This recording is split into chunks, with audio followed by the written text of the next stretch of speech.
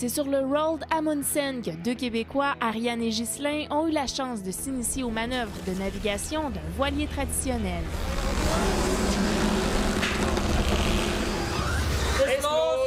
Jour après jour, on apprenait tellement d'affaires, que ce soit les manœuvres à voile, comme pour l'accostage. J'ai pas envie de revenir, en fait.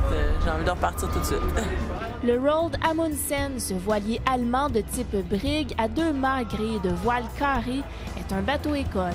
Il reçoit plusieurs mois par année des volontaires voulant expérimenter la vie en mer. OK, stop Maschine! Stop Maschine! Alle Leine dicht und fest! Si Ariane et Ghislain ont passé 10 jours sur ce bateau à naviguer le Saint-Laurent, c'est pour se préparer pour le projet Grand Cerf-Volant, le premier bateau-école à voir le jour au Québec. C'est vraiment question de vivre une expérience d'équipe qui est difficilement imaginable ailleurs que dans un contexte que la mer peut nous offrir.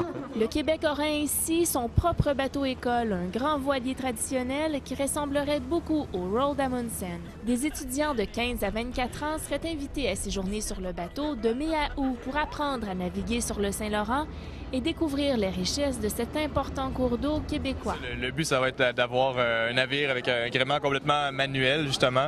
Donc, pas d'enrouleur électrique comme on retrouve sur les plus petits yachts. Donc, un grand navire, comme on en retrouve peu ou pas sur les eaux du Saint-Laurent.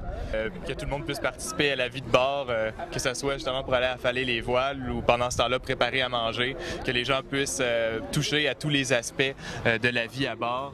Et durant le mois de septembre, le voilier Grand Cerf-Volant serait ouvert à tous pour permettre à quiconque de vivre l'expérience de la vie à bord. Un de nos objectifs, c'est vraiment de valoriser la voile, donc de la rendre le plus accessible possible. L'organisme environnemental Ecomaris, qui chapeaute le projet, est présentement en recherche de financement et devrait être en mesure d'acheter le bateau dès l'automne prochain. Pour l'instant, on projette qu'au printemps 2011, on pourrait commencer les opérations. Le projet est donc à surveiller sur le blog grandcerfvolant.com pour tous les amoureux de l'eau et de la voile qui voudront s'enrôler pour une expérience hors du commun. C'était Syrah Chaillé pour Canoë à Montréal. Triste d'accoster, mais en même temps, le sourire fendu jusqu'aux lèvres à cause des beaux souvenirs.